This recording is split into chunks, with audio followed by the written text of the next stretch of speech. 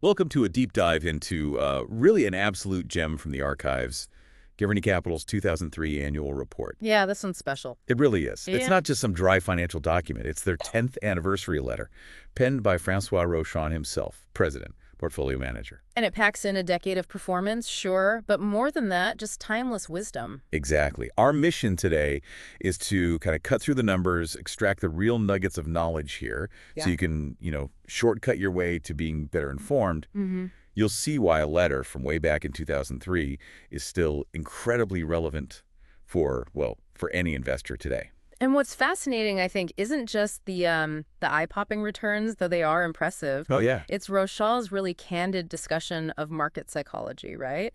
And the role of currency often overlooked, and the brutally honest lessons from their own mistakes. That mistake du jour section. We'll get to that. It's basically a masterclass in critical thinking, questioning your assumptions, gaining perspective on what really drives long-term wealth, not just the short-term stuff. Okay, so let's unpack this. Yeah. Giverny Capital's philosophy, Right. their performance in that first crucial decade, and, yeah, the endlessly fascinating world of investor behavior, all from their unique viewpoint. Let's do it.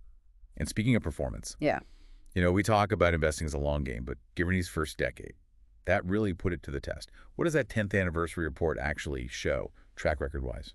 It's pretty remarkable. So an initial $100,000 back in July '93. Okay. By June 2003, it had grown to $794,656, almost 800 grand. Wow.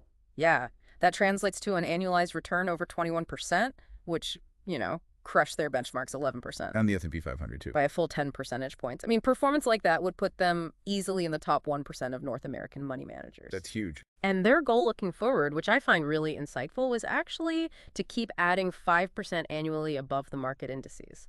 So aiming for maybe 11-14% total returns if stocks generally did, say, 6-9%. Okay, that level of outperformance, it's definitely not just luck. It points to a very specific, deeply ingrained investment philosophy. Mm-hmm. What are the core tenets? What drove that success? Precisely. It starts with a really foundational belief. Stocks are simply the best long-term investment. They expected, 8-10% annual returns from them over time. Standard enough, I guess. But their approach was super clear, disciplined. Acquire outstanding businesses run by top-notch people at an undervalued stock price. Simple on paper. Harder in practice. Right, and they saw the U.S. as the mecca of capitalism, the best place to fish for these kinds of businesses. Makes sense. And they focused relentlessly on companies that could earn 15% on equity year after year, and crucially, possess those intrinsic qualities that protect its market from competitors. The moat, what Buffett calls the franchise or the moat. Exactly, like that castle with the impenetrable defense you mentioned, protecting its profits. Right. And they really emphasize the role of top management. Because when you buy shares, you're not just buying, like, a ticker symbol, you're partnering with the people running the show. Yeah, that partnership idea is key. Very key. And they viewed the market itself as, often irrational, dominated by people treating stocks like, quote, casino chips. Which sounds bad, but for them? It was an opportunity. This irrationality creates those moments when great businesses can be bought way below their true intrinsic value. So you find the business, find the management, wait for the market to mess up. And then pounce, and then patience. Crucial. Market recognition takes time. Their mantra was basically, if you're right about the business, you'll eventually be right about the stock. Okay. They judged quality over a 5-year period, and they openly admitted returns aren't linear. They expected to underperform the index plenty of years. Really? Yeah. Even the best? Yeah, they said even the best managers underperform maybe 1 year out of 3. It's part of the deal. It's easy to look at those amazing returns and think it was just smooth sailing. But this report is, as you said, remarkably candid about the turbulence. Oh, definitely. And they start with something often overlooked, currency impact. They do. So get this. In 2003, their actual stock picks did great. Mm-hmm. Up 34% in absolute terms. Fantastic year for the underlying businesses. Wow. But their overall portfolio return was only 14%. Matched their benchmark, didn't beat it. Idea gap. A nearly 20% loss just due to the strengthening Canadian dollar. Ouch. 20%, just from currency. Yep. Which was the exact opposite of the previous decade, 1993 to 2002, when the weak Canadian dollar actually helped them. So unpredictable. Totally. Yeah. And here's where their philosophy really shines. They basically said, look, Currency moves are unforeseeable and totally out of our control. Can't predict them, can't control them. Right. So they refuse to let that stop them from investing in great American companies just because of currency fears. They even threw in this anecdote about Saddam Hussein. Yeah, apparently he kept like $750,000 in US dollars hidden away, making an economic choice, not a political one, right? Yeah. Just to underscore the sort of underlying strength of the U.S. economy, despite everything. Huh. That's quite the example. And that leads right into this broader discussion about market behavior, right? Those common investor pitfalls. Exactly. They really take on what they call the biggest mistake stock investors regularly make. What is it, and why is it so common? Well, it's stark. Despite stocks being the best long-run asset class, historically, most individual investors just don't make money in them. How can that be? They cite this article by Andre Gosselin. From 1984 to 2002, the S&P 500 averaged 12% a year. Pretty good. Yeah. The mutual fund owners, they only averaged 3% a year over the same period. 3%. Where did the other 9% go? Well, maybe 3% went to fees, give or take, but the other 6%. That massive gap, it was purely down to investors trading at the wrong time. Selling low in panics, buying high in euphoria. 6% loss, just a bad timing. Investor behavior. That's stunning. More than fees. Way more impactful than fees. It boils down to those emotional traps. It's that illusion of control, thinking you can time the market. Right. Charlie Munger had that great anecdote, right? About 90% of Swedish drivers think they're better than average drivers. Yeah, classic overconfidence bias. Exactly. Applies perfectly to market timing. And Peter Lynch, he summed it up so well. Market corrections, they're just the price to pay for higher returns. The cost of admission, basically. Yeah. And Lynch said the most important organ in investing isn't the head, it's the stomach. Can you handle the volatility? Love that quote. So Giverny's conclusion is powerful. Since predicting the market is, frankly, futile, the best strategy is just to simply stay invested. Be present. The first ingredient to make money in the stock market is to be present. You have to be in it to win it, basically. They even compare Wall Street gurus to Cassandra from Greek myth, but in reverse. So. Cassandra could see the future, but nobody believed her. These gurus don't know the future, but they're often blindly believed, leading investors down the wrong path. Ouch. So they argue that humility, recognizing you don't know what the market will do next, that's the supreme advantage. Okay, so if the market is this manic depressive character, as they call it, and you can't predict it, how do they deal with all that volatility? Panic like everyone else. No, quite the opposite. They embrace it. They cite Ben Graham, Buffett's mentor. The father of value investing. Right. Graham taught that market quotes, the daily start prices, they're just what others in the company is worth at that moment, not its true underlying intrinsic value. Just noise, mostly. A lot of it, yeah. So for Giverny, volatility isn't risk. It can become our greatest ally. Ow. They use this really cool analogy from The Matrix. You know the scene with the spoon? With the kid. Yeah. There is no spoon. Exactly. The boy tells Neo, do not try to bend the spoon. That's impossible. Instead, only try to realize the truth. There is no spoon. Then you'll see that it is not the spoon that bends. It is only yourself. Okay. How does that apply here? Market quotes, they argue, are often like that spoon. They're mirages. You shouldn't try to bend them to your will or predict them. Instead, realize the one and only reality: you own shares of businesses. Focus on the business. Not the flickering quote. Right. Being immune to those market fluctuations, super hard to master, they admit, but it's the key to long-term success. As they say, the hard is what makes it great. I like that. And this mindset also explains why they don't spend a lot of time on big macroeconomic forecasts. They avoid the flavor of the day, like popular gold stocks or basic materials back then. Why avoid those? Because they believe those kinds of businesses are fundamentally condemned to generate modest returns on capital in the long run. They lack the moats, the pricing power of the great businesses they seek. Okay, so it all ties back to the core philosophy. But, it's one thing to talk the talk. It's easy to look back at the winners and feel inspired.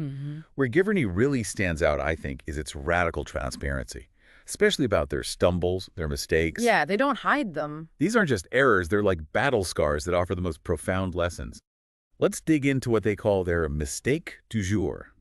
Apparently, it was a client favorite. It really was. And they don't just talk theory, right? They show you the real-world application, even when it hurt. That 5 years post-mortem section on their 1998 investments is gold. And then the mistake du jour itself, even deeper reflection. Okay, let's pull out a few key examples. What really drives home some critical lessons? Well, okay, take their experience with the BMTC group. It's this fantastic case study in patience. BMTC. Yeah. They bought shares on literally one of the most pessimistic days imaginable for Quebec, October 31st, 1995, during the sovereignty referendum. Stock was at $0.88. Gutsy timing. Totally. The stock then surged 200% in about 2.5 years.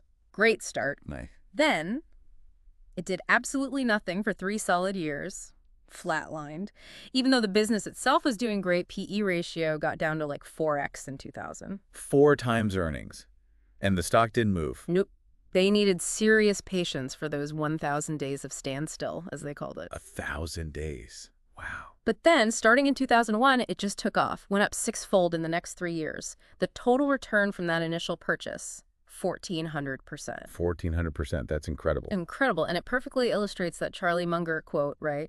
About being prepared to bet heavily when the odds are extremely favorable and then having the patience to wait. Okay, that 1,000 days of standstill, that's a real test of the stomach, isn't it? What about the other side? Where did their own discipline, or maybe lack of it, lead to painful lessons? Oh, plenty of those too.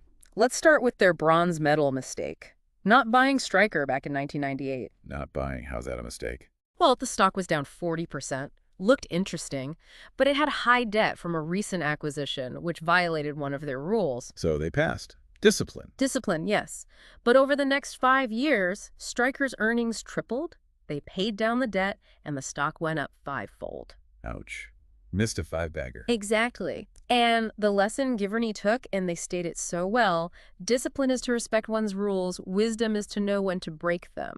They were just a passive witness to a huge opportunity because they stuck too rigidly to a rule. Okay, that hurts. Missing out because you didn't buy. What about when they did buy and it went wrong? Ah, the silver medal mistake. Buying Vitesse Semiconductor. Tech stock. Yep. Small position, thankfully, but still a huge mistake, their words. Lost 70% on it. What happened? Got hammered by the telecom bust, plus technological obsolescence, and the irony. They'd specifically warned clients about the risks in the tech sector around that time. So they didn't follow their own advice? Not entirely. And what made it even worse, to fund that Vitesse purchase, they sold some of their shares in BMTC. No. The 1,400% stock. The very same. Right. So they sold the massive winner to buy the big loser, missed out on a huge chunk of BMTC's 400% climb after they sold. Double whammy, like you said. Wow. That's just painful. Classic behavioral mistake too, right?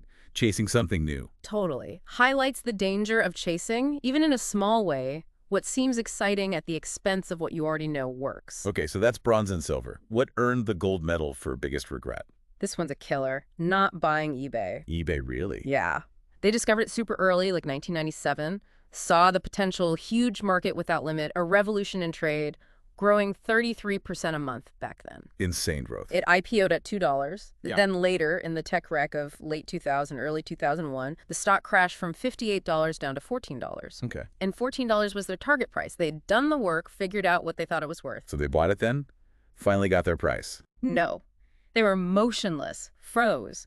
And Roshan is brutally honest. I have no excuses. I understood the business, I came up with a reasonable valuation, and I had the discipline to wait for my price. But when the price came up, I was motionless. Wow.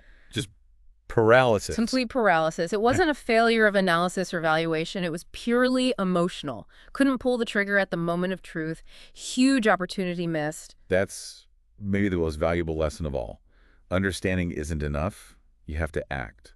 That honesty is incredible. It really is. And it brings us right to the heart of how they actually measure success. Because Giverny explicitly says they, quote, plagiarize Berkshire Hathaway's way of looking at their stock portfolio performance through owners' earnings increase. Yes, this is so crucial. They deliberately shift the focus away from short-term market swings and onto EPS growth, owners' earnings growth, looking out over 5-year periods. What are owners' earnings, just quickly? It's basically the real cash profit available to the owners, the shareholders, after the company has made all the necessary investments to maintain its competitive position in operations.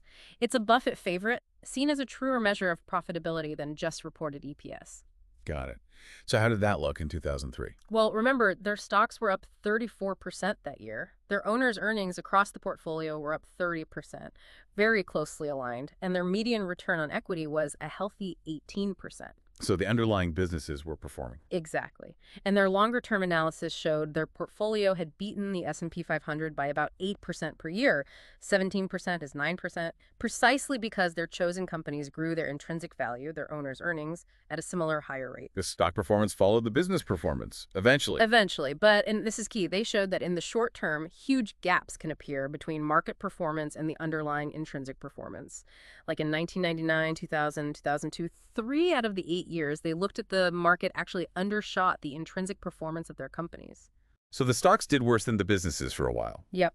But they didn't fear those valuation gaps. They welcomed them because, as they put it, the more irrational the market will be, the higher will our subsequent returns be. Ah, because it creates better buying opportunities. Precisely. It reinforces their whole belief that volatility is not synonymous of risk, but for those who truly understand it, well, it's a complete reframing of how most people view market swings. That's a powerful way to look at it. So wrapping this up, what does this all mean for you, the listener, today? This 2003 report, a decade into their journey. What's the big takeaway? Well, it's a potent reminder, isn't it? Enduring investment success. It's not really about predicting the next market move or, chasing the latest hot trend. Yeah, forget that. It's about that deep understanding of intrinsic value. It's about relentlessly seeking out great businesses run by great people. And maybe most importantly, it's about having the profound patience and, crucially, the emotional discipline, the stomach, to weather the market's inevitable manic depressive swings. Right. The biggest challenge isn't the market, it's how we react to it. Exactly. It's us. And the report's honesty, especially digging into the mistake du jour, that offers just invaluable lessons. It reminds us that even the best, the most seasoned pros, they make missteps. True wisdom comes from recognizing them, owning them, and actually learning from them. Which really brings up a final thought, maybe a question for you listening.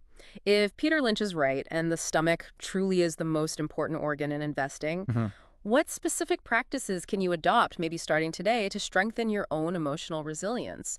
How can you build up that fortitude against the market's noise so you can ensure you remain present, as Giverny says, for those long-term gains, even when that stomach is inevitably churning?